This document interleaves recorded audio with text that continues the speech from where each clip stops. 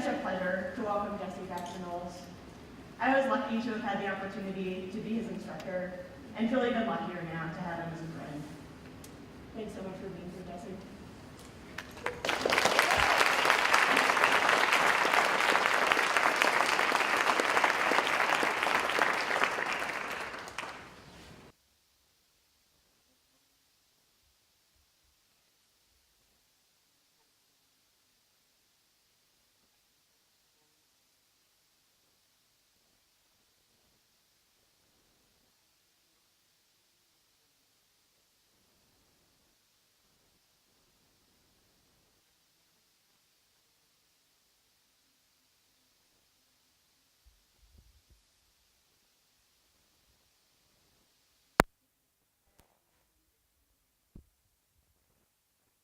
And I looked at all of their websites to see if there's anything special they wanted me to say. And that's often a tool you can use to figure out how to do an appropriate land acknowledgement.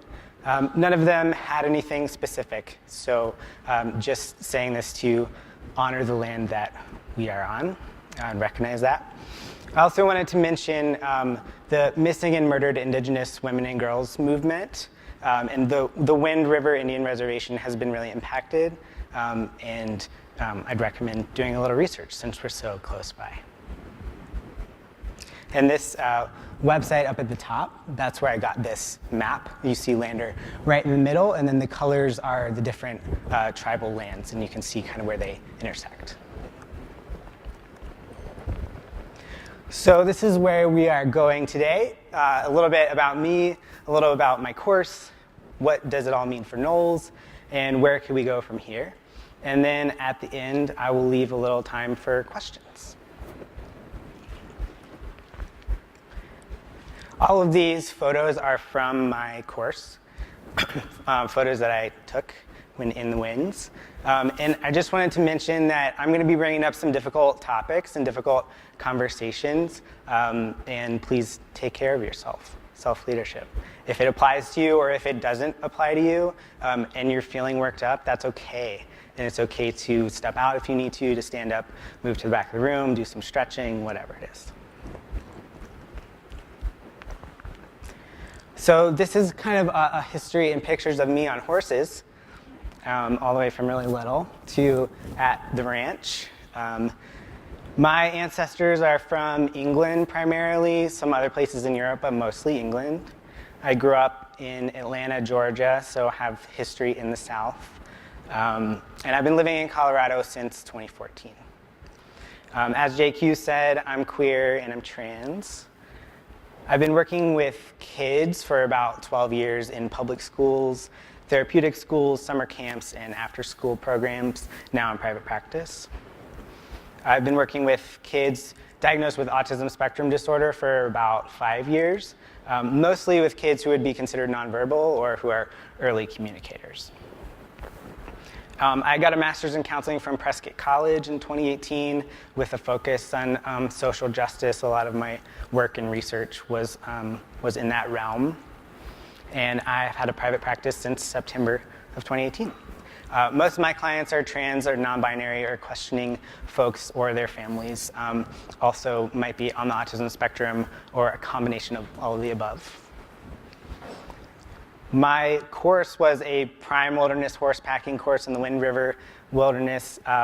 It was 14 days long, 4 days at the ranch and 10 in the backcountry. So it was pretty unique in terms of Knowles courses from my understanding of everything that you all do. It was short, real short, compared to a lot of the things that you do. And it was unique because there were horses. And it was also 23 and up, which is a different demographic. I chose that intentionally. And so because of all of those aspects, it might not be generalizable to what a lot of the other courses look like. My water bottle is on this kind of rotating stool here, so I'm going to be trying to figure out where it is at each venture here. Okay.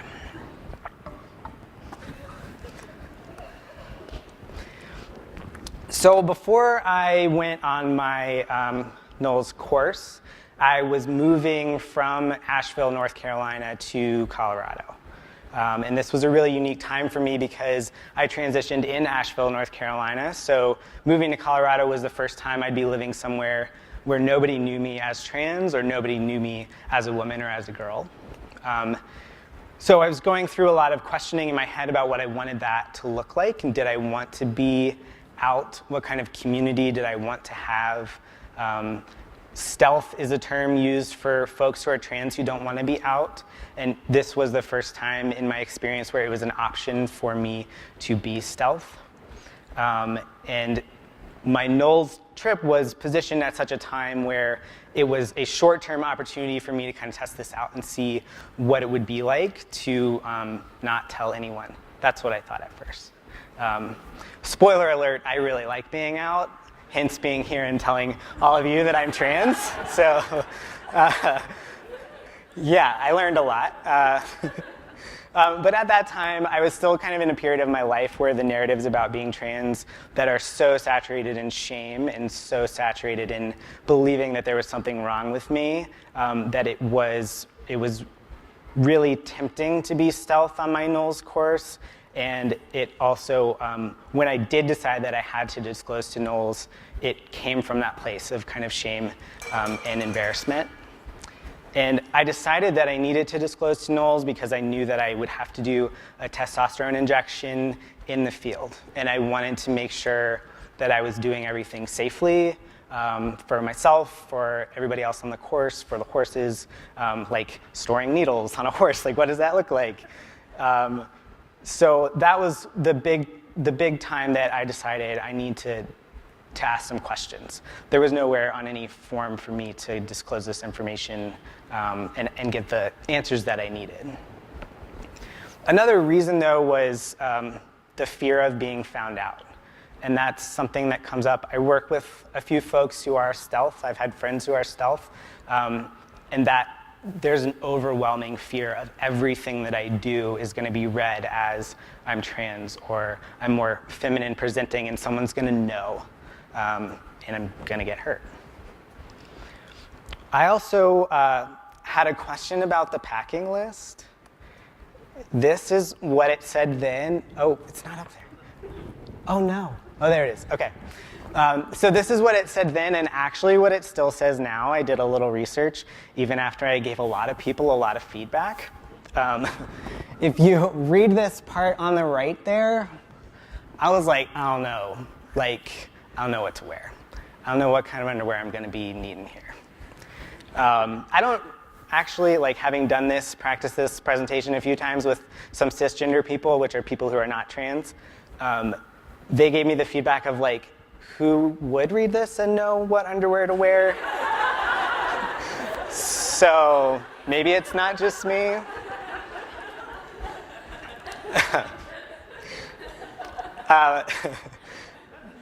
But this was one of many clues that I got going into the trip that Knowles was not created with me in mind. It was not created with trans people in mind. And there was something about my body that was wrong or different and would make this experience a little bit harder and a little bit more confusing for me. And I just want to say that's not unique to Knowles. I'm not putting blame on Knowles. I'm not wagging my finger at anybody for doing something wrong. This is the message that I get all day, every day, everywhere that I go, unless I'm around a bunch of other trans people, and still even then sometimes.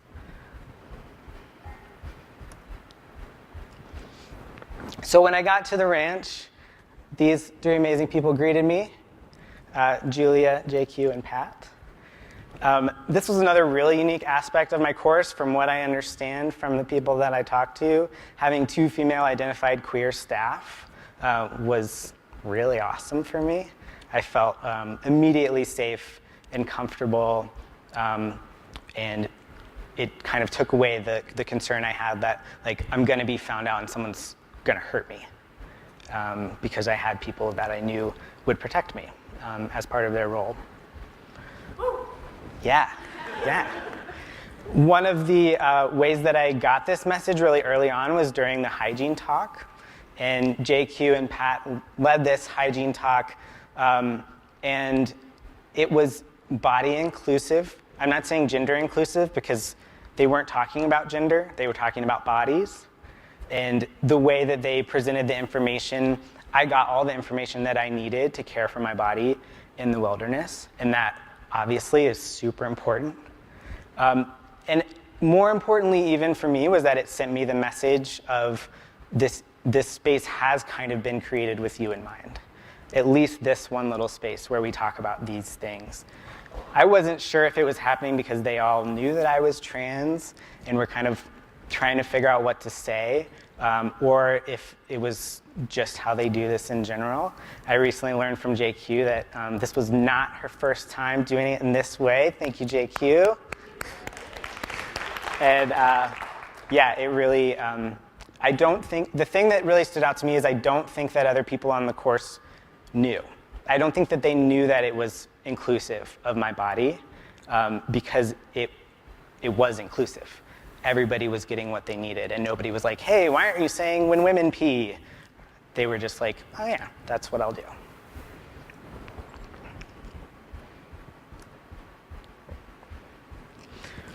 So my intention going into this course was to be able to experience a little bit more independence in the outdoors. I'd grown up camping and hiking and backpacking a little bit, but I wanted to really be able to feel like I can go on a backpacking trip overnight by myself and feel like, hell yeah, I know what I'm doing. I had this experience about a year after my course where I was going down to Prescott to start my master's program, and I was car camping and pulled over to the side of the road and set up everything. And throughout this week that ended up being kind of like really intensive emotional reflection, as counseling, groups of counselors or future counselors tend to be very intense. You reflect a lot. And what I realized was that I did feel really safe in that moment, pulling over on the side of the road, but it wasn't because of what I learned at Knowles. It wasn't because I knew how to set up my stove or protect my food from animals. What I realized was that the threat that I had always experienced in the wilderness was not bears, it was not wolves, it was not mice, it was men. And the fact that I was able to be in a space looking like I do now, that's what kept me safe. I'm just gonna take some water after that.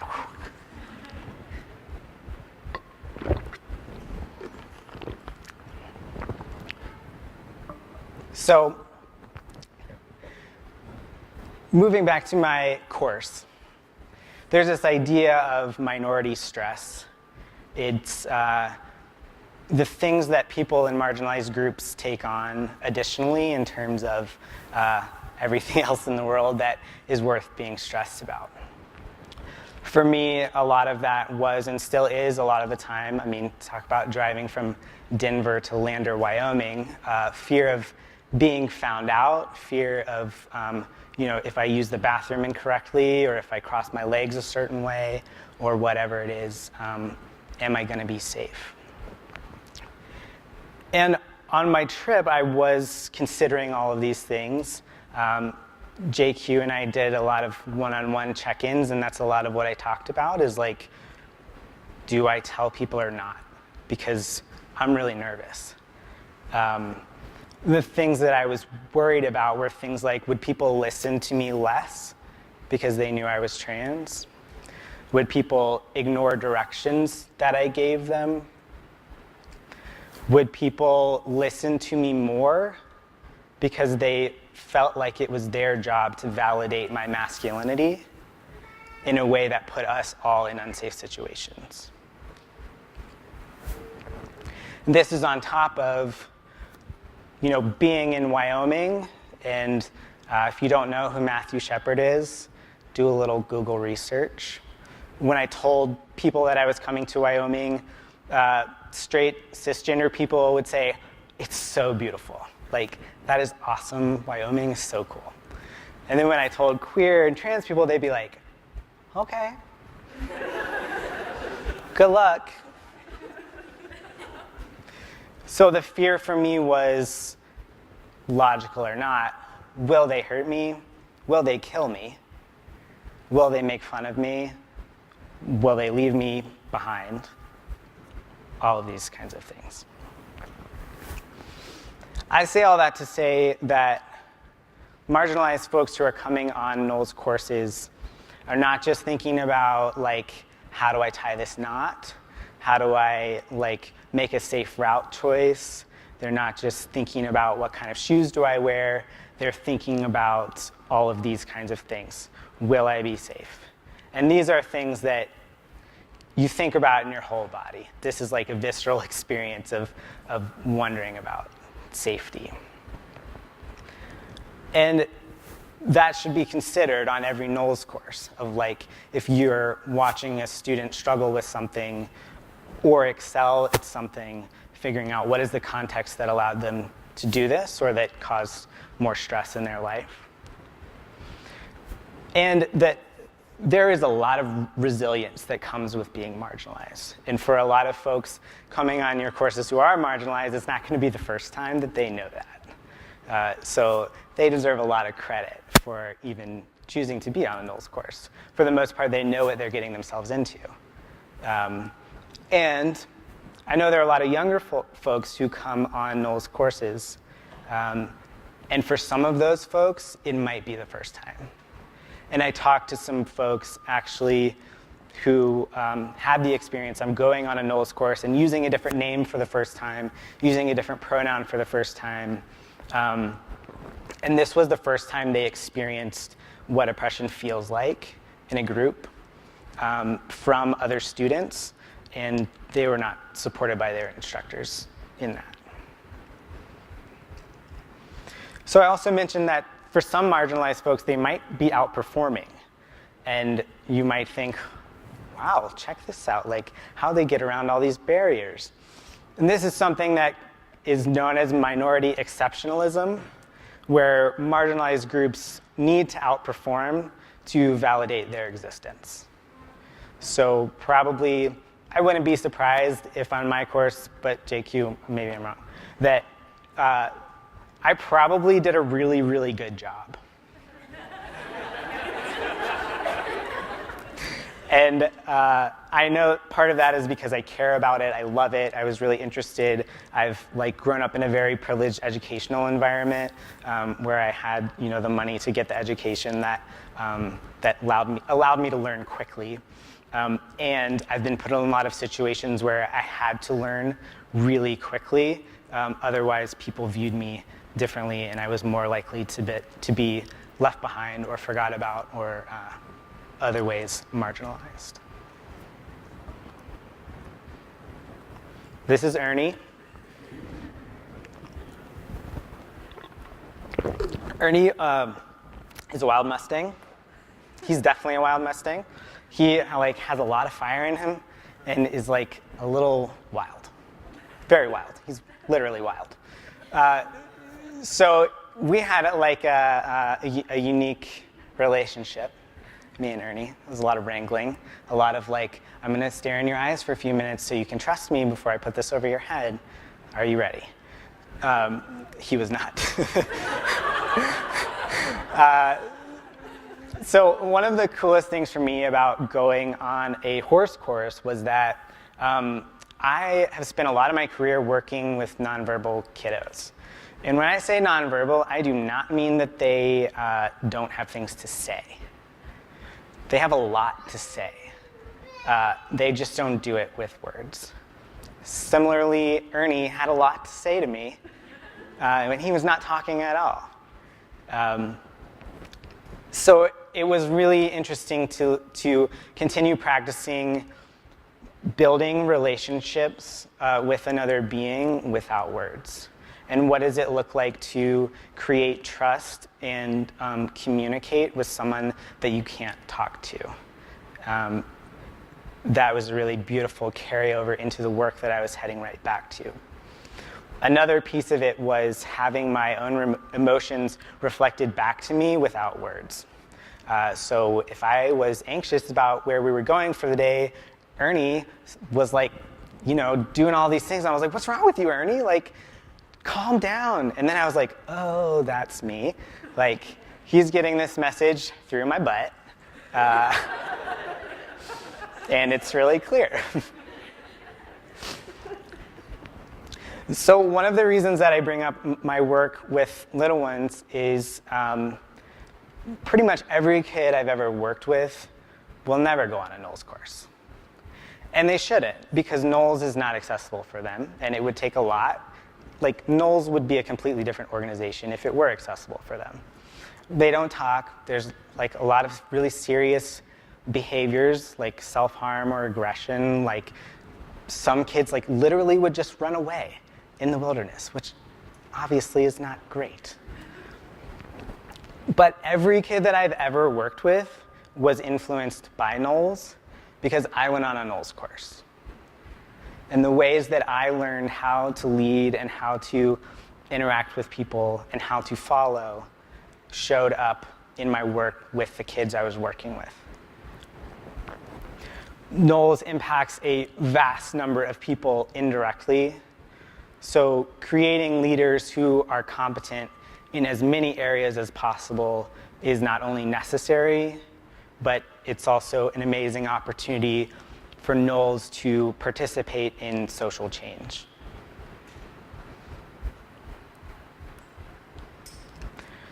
This is NOLS' definition of leadership, everyone. Can y'all see that in the front? You want me to read it? Do you know? I mean, you should probably know it.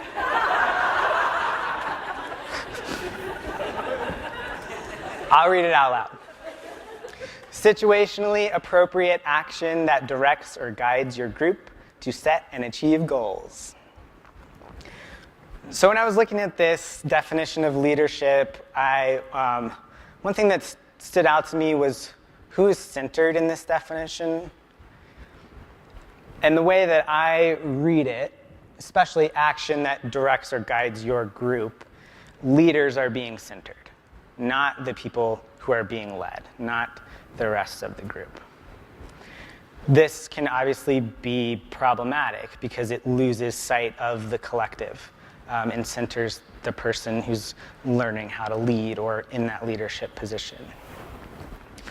It can also be helpful because it gives leaders a framework from which to act, which will become clear in the next couple of slides. I also wanted to mention here that your group also, it implies ownership of other people, which obviously historically is a little problematic. Moving into practices of whiteness. So I've been going to this retreat for the last few years called Radical Dharma. It's a meditation retreat focused on addressing racism and white supremacy in meditation in Western Buddhist communities and beyond.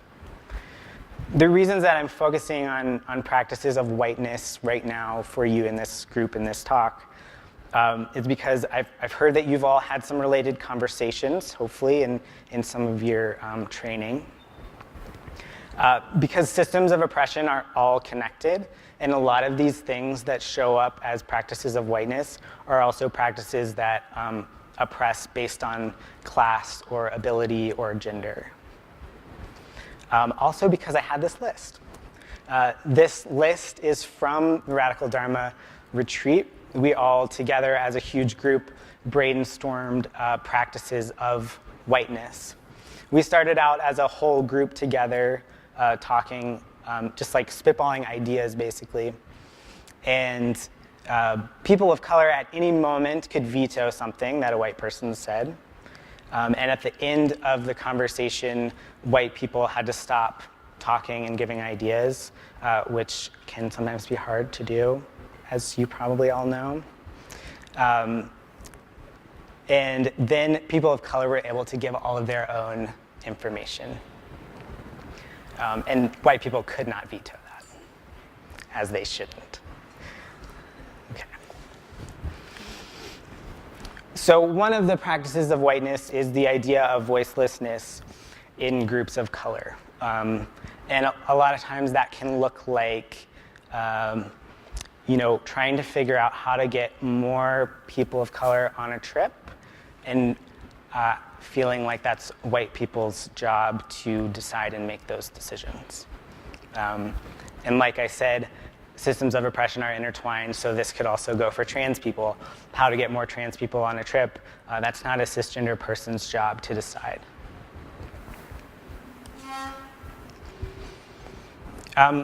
Believing in hyperstrength or high pain tolerance, specifically of Black people, there's research that shows that doctors actually believe that Black people experience pain less than other groups, and they treat them as doctors accordingly, which means giving less pain medication or doing procedures in a different way. The reason I bring this up is because NOLS courses are painful a lot of the time. There's a lot of pain, there's a lot of distress, there's a lot of discomfort. And being aware of what this might look like for you as an instructor in the way that you respond to what someone is experiencing.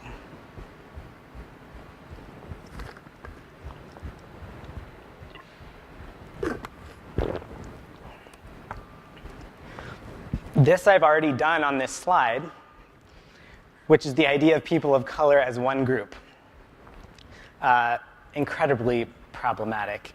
The idea of people of color as one group, but also the idea of Black people as one group, or of Latino people as one group, trans people as one group. All of these practices are ways that we separate ourselves from another in a power kind of way.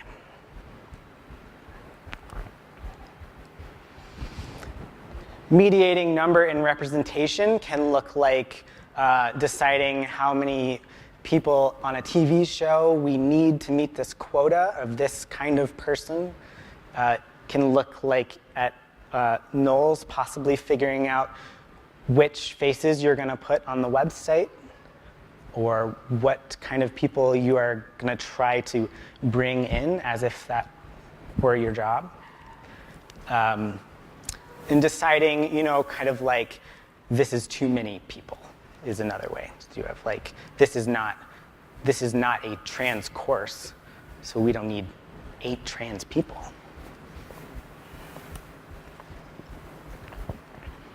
Tone policing is something that most of y'all have probably heard of. Recognizing criticism only if it's presented in a certain way. So for example, choosing what kind of survey questions to ask so that you get certain kinds of answers written in a certain kind of way. Or if you're having a conversation in person, a lot of times this looks like, whoa, we need to wait to have this conversation until you've calmed down. Anger is the acceptable, acceptable isn't even the right word. That is the appropriate response to oppression. Anger is what creates change. If someone is showing up to you and they're talking about something that's related to oppression and they are angry, hell yeah, they should be. Because what's happening is incredibly unfair. And one way that we can maintain oppression is by telling people they can only present information in a certain way.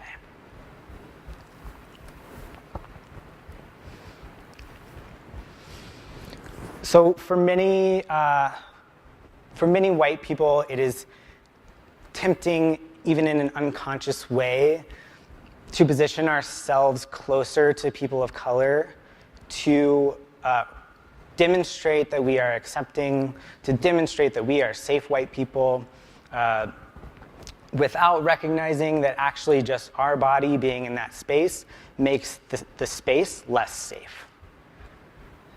This goes for cisgender people as well.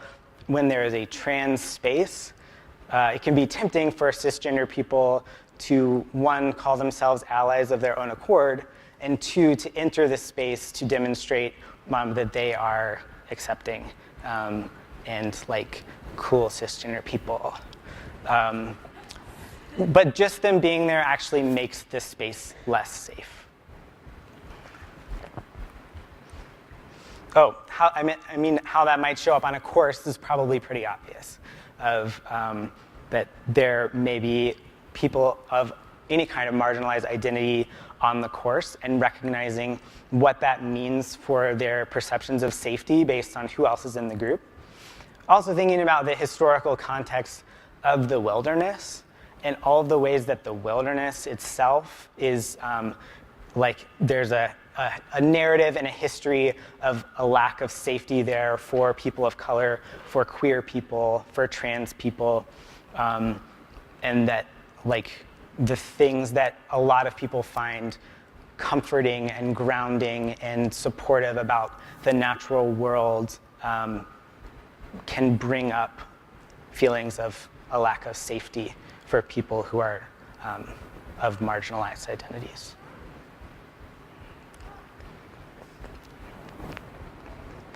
So the assumption that models created in whiteness represent a universal humanity.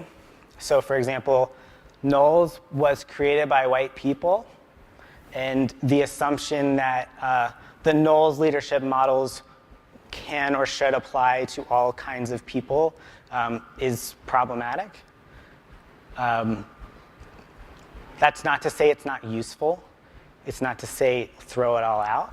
It's to say recognize that this is true, that Knowles was created in whiteness, and that that's going to impact how it can apply to everyone, and even how it applies to white people and what it means for how they take leadership into the world.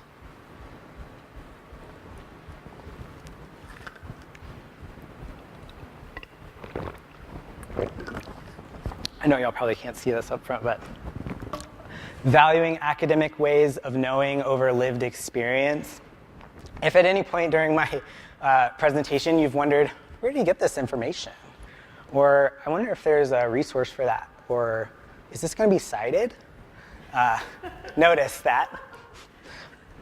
And that there are ways that we discredit entire bodies of knowledge by saying, well, this is not research-based, or this is not coming from this specific kind of journal, or this specific kind of author. These practices of whiteness were all just thrown out into a room. The people in the room agreed on them. If you feel maybe that these need more resources and academic knowledge bases, that's something to think about.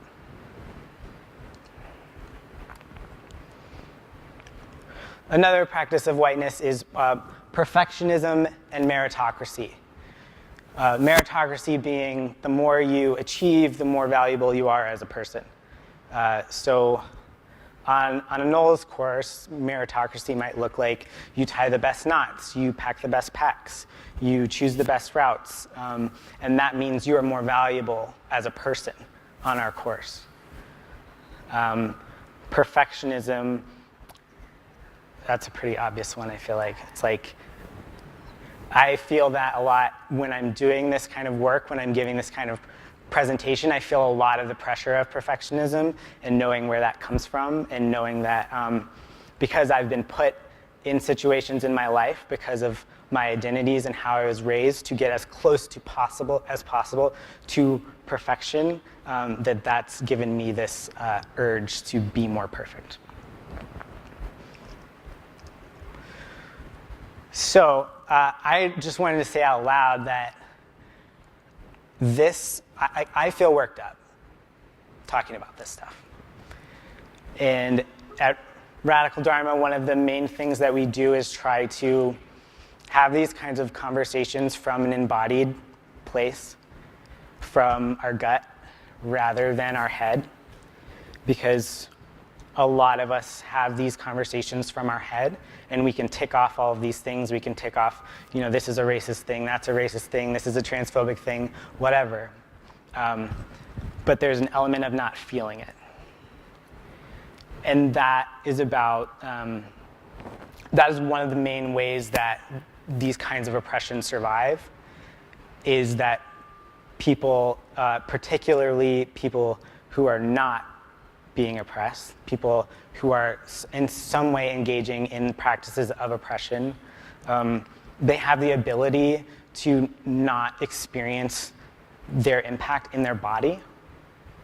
And that makes it easier to oppress someone else's body because you're not having that experience. You're not connecting with what it might feel like in your body to feel that. And it sucks. It sucks to connect with it.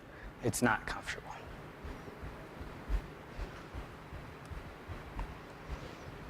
So back to Knowles' definition of leadership. You can all see that one, right? Okay. So when we think about what is situationally appropriate action, now that we have learned all of this knowledge about what it might look like to enact oppression inadvertently on a course or in the world, thinking about that disrupting practices of whiteness and other practices of oppression is part of your role as a designated leader to ensure that your group is safe. And that ensuring safety is one of your most important roles, if not the most important role, and that this is a kind of safety that you are also in charge of. This might look like interrupting conversations that feel problematic. It might look like choosing to process something that has happened on a course between people. It might look like choosing not to process something as a group and possibly processing it individually away from the group. It might show up in how you decide to divide your group and figure out who's going to be with who. And also, it will involve inviting criticism of the Knowles model on the course so that the people who are on the course get a version of the Knowles model that is applicable for them and that will let them be the kind of leader that's appropriate for their situation and their life once they leave.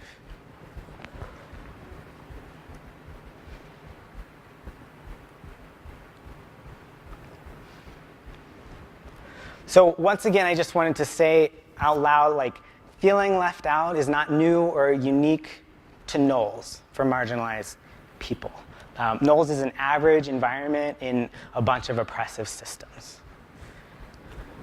So looking at active followership, when we talk about supporting and following the designated leader and actively participating in decision making, marginalized voices should be the designated leaders in deciding what is needed to create more inclusive spaces. So instead of asking questions like, how do we get people on courses, we might ask, what are we doing or not doing that is excluding people? And this actually, it takes some of the pressure off of privileged groups to come up with the information. I know for myself, sometimes I can get myself a little worked up about what are all the things that I need to do to make this a more inclusive space, and then realize, actually, I don't have the information to decide that. And it does put pressure on privileged groups to actively seek this kind of input and to act accordingly. And it can be really tempting to ask and feel really good about asking and be like, these answers are awesome, and then come up with why all of these ideas will not work. And that is not active followership. That is not supporting or following what you've just been told might need to happen. And an important aspect of this is that some people are coming on Knowles courses, marginalized or otherwise, because they just want to be in the woods, and they really want to learn these skills and be in the wilderness and learn leadership and do their thing, and they deserve that. Everybody deserves that, to just come on a Knowles course for what Knowles is designed to do. The reason I'm saying that is because marginalized people on courses, they don't have to educate. They shouldn't educate if that's not what they're there for. They might be hey, let me start this conversation about class right now. And everybody might be like, cool. Or like, this is really uncomfortable, but let's do it. Or they might be like, no, but I hope not. But that it's, nobody else should be asking them like, hey, we heard you grew up poor. Can you lead us in a conversation about what that means on this course? No. That's not consent. People do not owe you any information about their lived experience. Information that is given consensually might look like seeking information from organizations who are already doing this kind of work. So, for example, Black Lives Matter or Trans Lifeline or other organizations in the world that are doing anti-oppressive work and are like stoked to talk to you about it. Or like me, for example, I'm a trans person, and I'm educating you about some things related to being trans, and there's a very different power dynamic that's happening right now. I'm the one that's talking, and you're the ones being quiet, and like I'm literally taller than you right now. There's like some important power things going on here that makes this a consensual situation where I'm consensually giving you this information. It also might look like I said, students on a course who are actively volunteering information, or friends or coworkers who have given you permission to ask explicitly. You might ask them depending on your relationship, or they might volunteer that.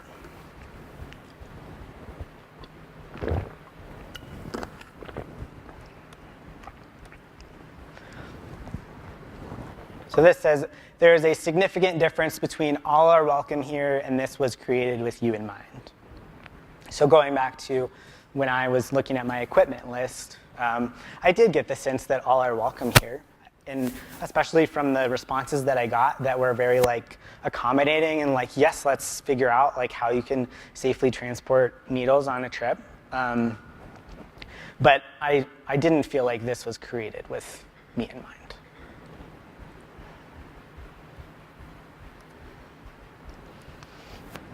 So what do we do with all this information? I love this quote, if you're not uncomfortable, you're not participating in social change. These kinds of conversations and changes that you might want to make, like doing an inclusive hygiene talk or asking for pronouns or whatever it might be that you want to do on an expedition. If your only barrier is that you're not comfortable doing it, then it's a good sign that you should do it. Designated leadership can look like disrupting, like we talked about, and disrupting feels lonely and it feels wrong, and it is supposed to. Because oppressive systems are designed to isolate people who speak out against them. So if you're doing something and you feel a little bit like, I'm not sure this is right, and you have the information you need to do it, then you're probably disrupting, and how cool is that? I will say one of the most important things that I took away from Knowles is tolerance for adversity and uncertainty. And for me, this has looked like standing up against institutional oppression in times when it put my whole career at risk, and when most of the world was telling me that what I was doing was wrong. And that I had to, and would suggest for you, develop your own personal compass of what is right and what is wrong, and what does justice look like, what does injustice look like, and use that as your measure for, is this a conversation that I need to be having or not? Along those lines, making mistakes means that you are trying new things. So for example, you're never going to create a hygiene talk that meets everyone's needs all the time. It's just not possible because people have conflicting needs. It will be a continual process to learn and to grow and to do your best and to figure out, based on this specific group, what does inclusion look like? And it's going to be different for every group.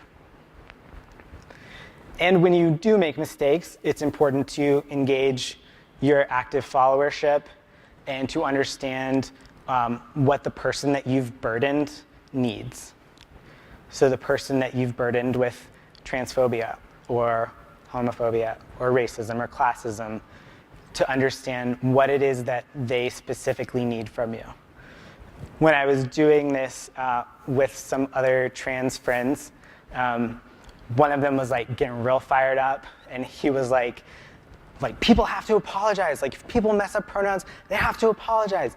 And I was like when people were messing up my pronouns all the time, I was like, do not apologize to me. Don't make this about you. This is about me. Go process your feelings somewhere else. So just for example, different people need different things. And check in. It's okay to check in about that. Like, hey, I messed up your pronouns. How can we move forward from here? So finally, thinking back to all of the people that have been impacted by my Knowles course because I went on it, know that the ripple effects of what you are doing is bigger than you will ever see. You are impacting so many people in the world that you will never meet. Because of this, you have the potential to either reinforce systems of oppression or to engage in liberating social change, but there is no neutral. If it feels neutral, it is reinforcing systems of oppression. And now, I will take some questions, if you have them.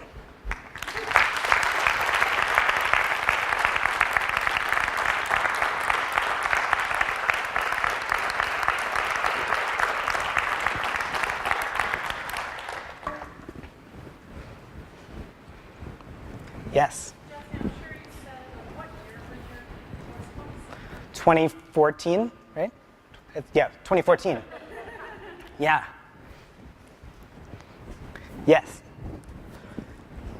First of all, very inspiring to hear your story, and like your courage for what you've been through is really touching. So Thank you. for that. I'm definitely in this space of feeling uncomfortable. A lot of these things are, new to me. And maybe your answer to this is like, you have to figure that out, which is fine, but I'm asking your advice. I get, so your point about viewing people of color as one group, I think I understand. I think I understand what that looks like and why that's important. The challenge then to me is, okay, if I'm trying to understand my behavior as being part of various dominant identities and how I'm going to, like, within myself proactively change those ways of thinking and behaving, it almost seems like completely overwhelming to try to imagine I'm going to have to do that.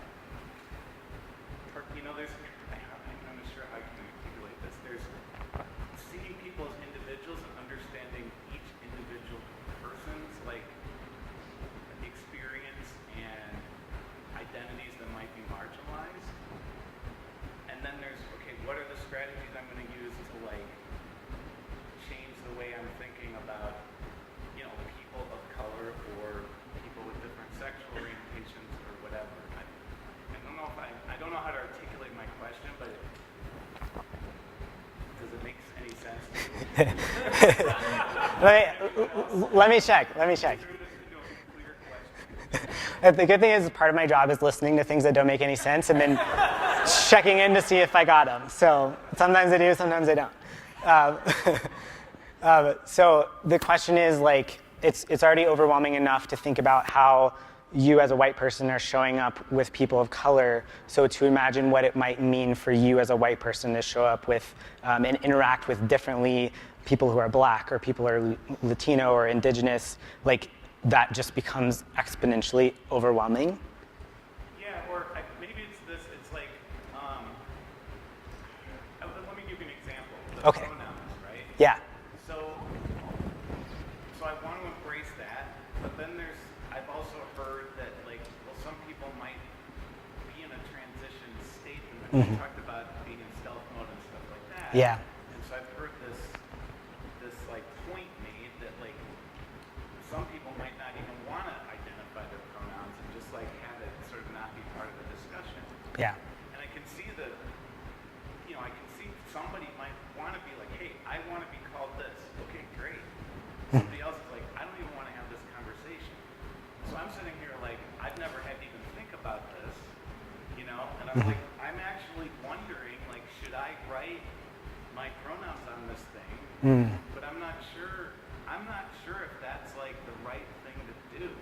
Right. And I mean, this is like one small example of where it just starts to become overwhelming of like, okay, how am I gonna change, how should I change my behavior?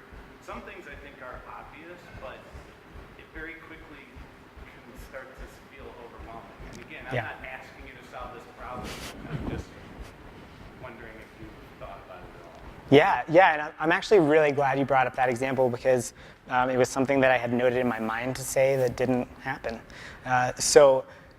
There are ways that you can out people by asking for pronouns, and that can be really problematic. So one of the things that you can do as social change is normalizing that experience so that it's not outing people, so that it's not just done when there's a trans person in the room or when there's an androgynous person in the room that you don't know their pronouns. If you're like, oh, we need to do pronouns because I don't know what to call that person, that would still be problematic and would be about outing that person.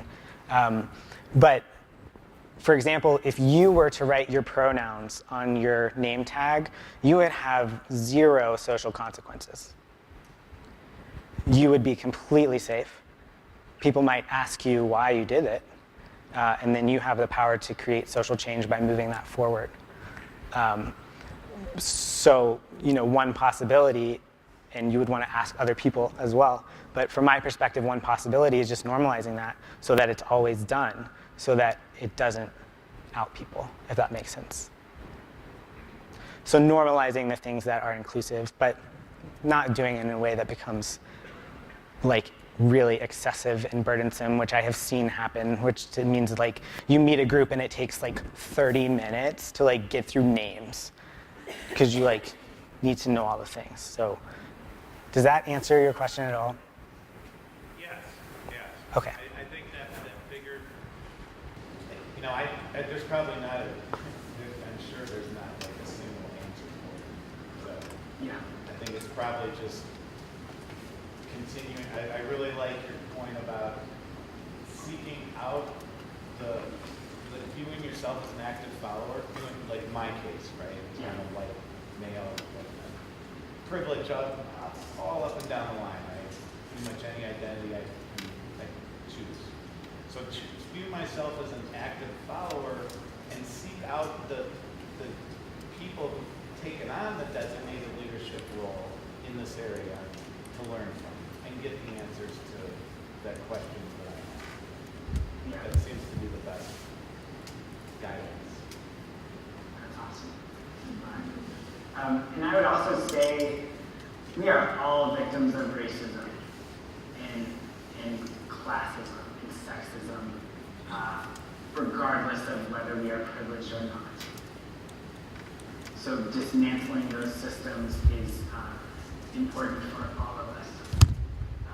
And sometimes we can actually reinforce privilege by talking about privilege in a way that focuses on our power. I don't know if that makes sense. It's like a little tricky to explain. Yeah.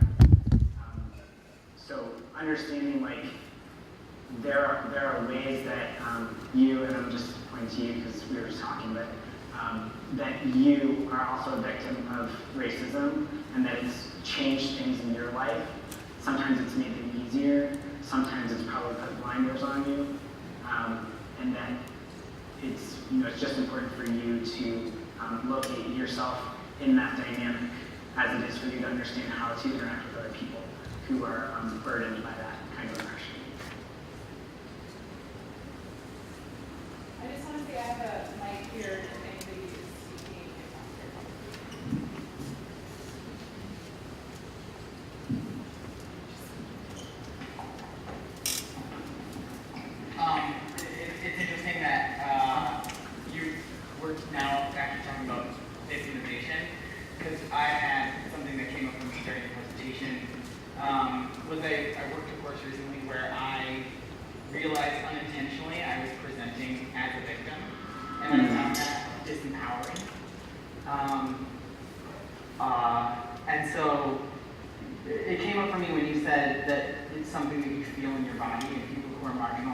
body, and I very much identify with that.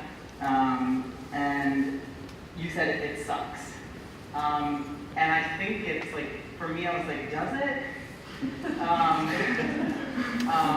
Because I'm trying to find ways of finding positivity in the marginalization. And that looks like I have a lot more freedom of expression. I have this like tool that I've learned to take those feelings that happen in my body and use them, like they trigger me to act. And so, yeah, it's like a double-edged sword that it sucks, and it's also kind of a superpower.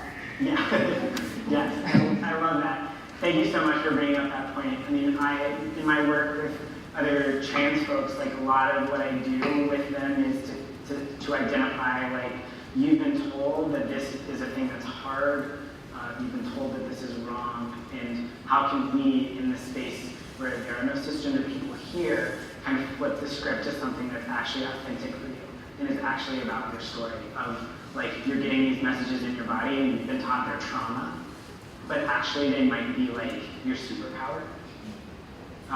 The thing is that, honestly, this presentation I tailored for privileged people because I don't want to send a message with something like pronouns of like it's okay to mess up. Like Jessie said, it's okay, just like move on, do your thing, or like that like marginalization does. It sounds like you've had this experience too. Create like this amazing worldview that like you just cannot get without that. And it is something visceral, and it's something that's incredibly beautiful. But I don't want people in privileged positions to hear that and think, oh, like, there's a trans person on this course, like, how brave, how resilient, and, like, have that be the narrative. Does that make sense? But thank you for inviting in that, like, counter story.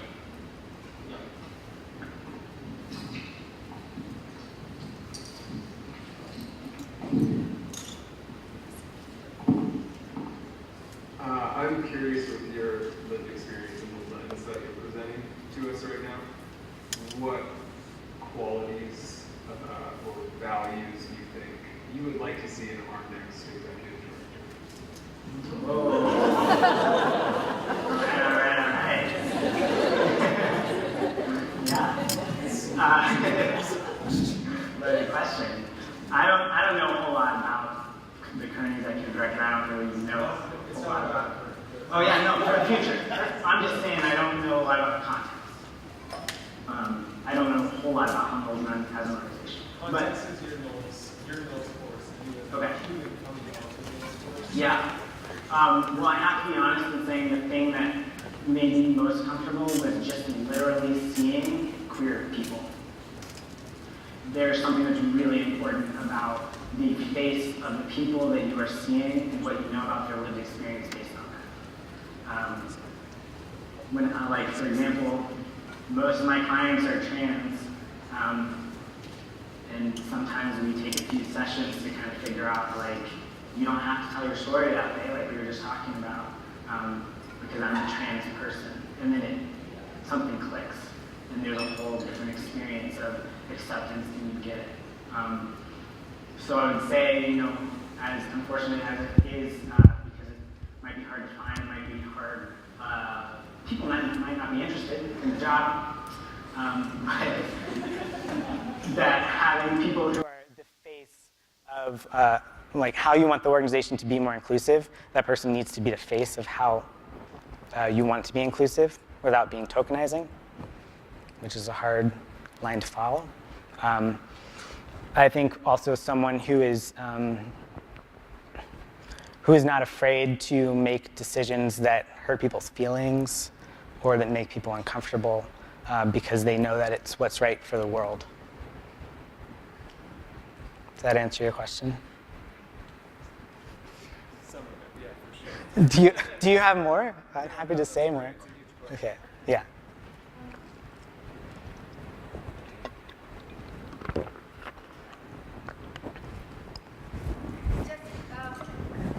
Almost 2 decades ago, we were running mostly Cadillac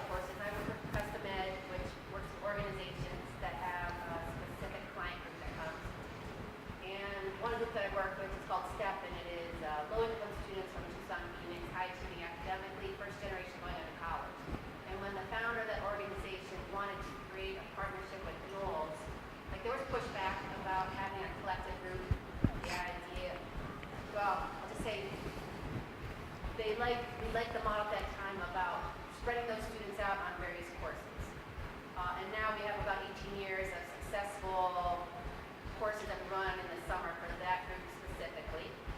Do you think that like offering a trans course, an expedition course would have value for the population? And would you choose a course like that? Yeah, I would. I do have to say, though, that so Malcolm X used to talk about that he actually sometimes preferred being in the South because he knew people were racist, because they said it out loud. And he didn't like as much being in the North because people were racist, but they weren't saying it, and they were all pretending that they weren't. So the thing that would have to happen for that to be successful, I think, would be for, it would be cool for there to be trans course leaders. There would have to be a lot of work put into making sure that it is a trans competent course, if that makes sense. But it does sound very intriguing, and I know a lot of folks who would totally be into it. And if they weren't, even if it wasn't exceptionally trans competent, I still think people would come, and I still think people would get something out of it. But I'm all about kind of lifting the veil and giving people like exactly what they need. Yeah.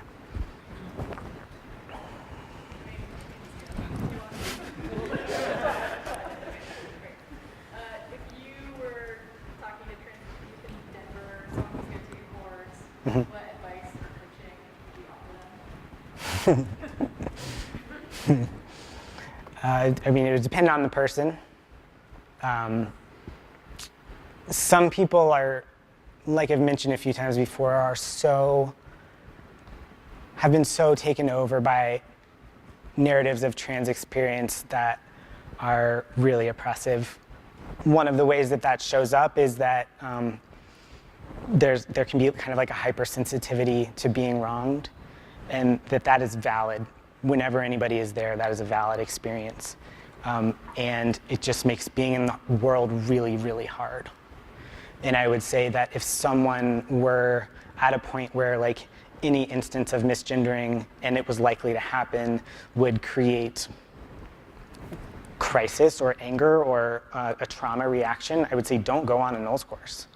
It is not the right time for you to do that. If someone had moved beyond that and was at a place where they were kind of experiencing a narrative that was their own and separate from society's, and they were into it, like, I don't know what advice I would have for them, except like, you're gonna get really stinky.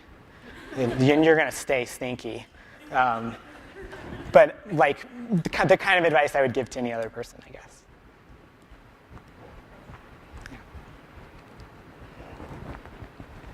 I think we have time for like one more question. No pressure, but it better be good.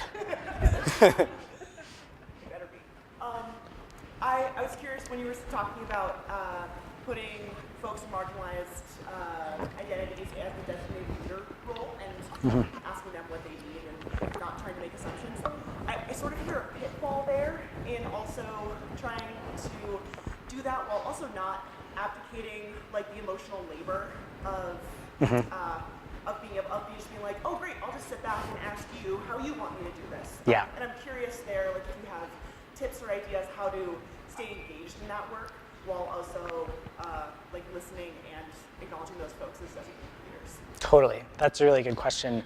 And I think I touched on it a little bit, but like to go into a little bit more depth. So designated leadership in this situation or active followership, what I'm saying is ask people for ideas, but that it is your job to step up and do those ideas, even if they feel like this just doesn't work on a Knowles course, or like we just don't have things set up in that way, or the packing list has been this way for 20 years, or whatever it is, and that like it is your job to be in that situation that feels lonely and feels disruptive and feels like you're doing something wrong, and know that this is not about you. It's like you got to decenter yourself and kind of put yourself as a channel for other people's ideas of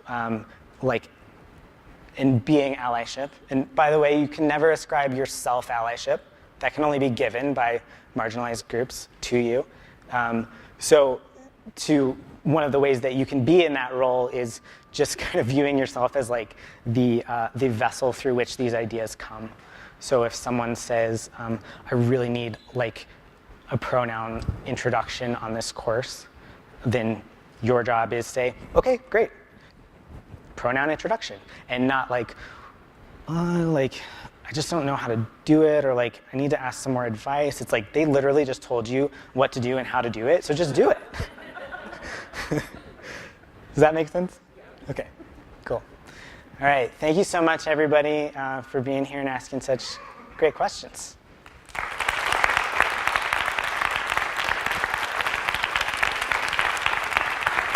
Thank you.